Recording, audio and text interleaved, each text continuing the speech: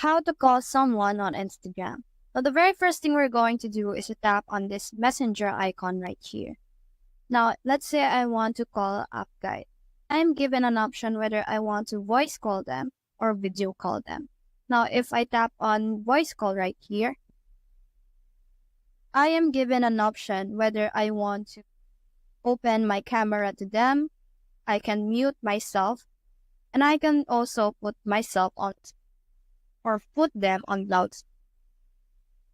Now, if I tap on this camera icon right here while I'm on voice call, this will allow us to have a video call. Let's say I tap on this button right here. It gives me many effects to choose from so that I can make my call to them a fun kind of call.